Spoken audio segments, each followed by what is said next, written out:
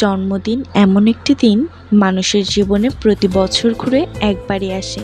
তাই আজ চেষ্টা করলাম বোনের জন্মদিনটা ঘরোয়াভাবে ছোট্ট করে উদযাপন করার। মানুষ সবসময় থাকে না, কিন্তু মানুষের স্মৃতিগুলো সবসময় থেকেই যায়। তাই চেষ্টা করলাম স্মৃতিগুলোকে সংরক্ষণ করে রাখার জন্য। হ্যালো এভরিওয়ান, আসসালামু আলাইকুম। It's me Tasnim Jahant. Welcome back to my YouTube channel. So guys, আজকের ব্লগটা কিন্তু বার্থডে ব্লগ হতে যাচ্ছে।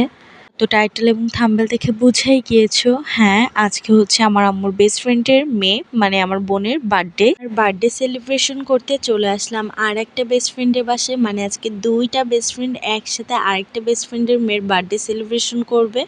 কতটা ইন্টারেস্টিং বিষয়টা তোমরা বুঝতে পারছো। আর এখন আমি আর আমার বোন ওয়েট করতেছি কখন আসবে ওরা, কখন আসবে ওদের সারপ্রাইজ দিব। আর সবাই কিন্তু আমার বোনকে দেখে মাশাল্লাহ বলে যাবেন।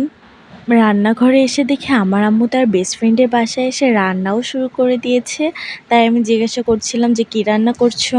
তোমাদের তো একটা কথা বলতে ভুলেই গিয়েছি, সিনথিয়ার বার্থডের জন্য এই কেকটা কিন্তু আমি নিজের হাতে ওর জন্য বানিয়েছি।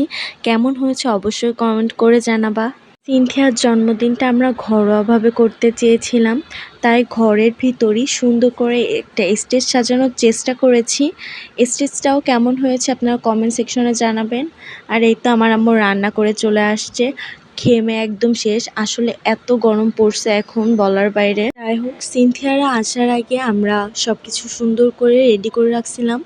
যার ভিতর রাখছিলাম কেক, নুডলস, মিষ্টি, চানাচুর, কিছু চকলেট, বিস্কিট, আইসক্রিম। এগুলো জাস্ট ডেকোরেশন করে রাখছি, পরে আমরা নিজেরাই খেয়ে ফেলবো। ফাইনালি ওরা চলে আসলো আর আমরা লাইট অফ করে ওদের একটু সারপ্রাইজ করার চেষ্টা করেছি। ওরা জানতো না যে আমরা আগে থেকে এখানে আছি, আর ওরা অনেক বেশি সারপ্রাইজড হয়েছিল। এবার আমরা সব কিছু সাজিয়ে ফেলেছি, বাচ্চারা মিলে সবাই কেক কেটে ওর জন্মদিনটা উদযাপন করলাম। দেখলাম অল্প কিছুতেই সিনথিয়া খুশি হয়ে গিয়েছে, তাই আমাদেরও উচিত মাঝে মাঝে মানুষকে সারপ্রাইজ করা। সবাই খাবার ভাগাভাগ করে নিয়েছে আর এই তো আমিও নিয়েছি। আর এবার আমি খাওয়া দাওয়া করবো আর তোমরা ব্লগটা দেখতে থাকো। এই তো খাওয়া দাওয়া শেষ করে এখন আমরা একটু আড্ডা দিচ্ছি। একটু পরে বাসায় চলে যাব। আর তিনটে বেস্ট ফ্রেন্ড একসাথে হয়েছে, একটু গল্প না করলে কি হবে। গাইস, গল্প করার একটু সুযোগ দিয়েছিলাম, কিন্তু তারা গল্প করতে করতে প্রায় 3 ঘন্টা পার করে ফেলছে। এখন প্রায় 11:30 মতো বাজে। আর এই তো আমি আমার বোনের সাথে একটু দুষ্টামি করতেছিলাম। সো যাই হোক, আজকের ব্লগটা ছিল এই পর্যন্ত। হোপফুলি আপনাদের সবার ভালো লাগছে। To like, comment, share and subscribe my YouTube channel.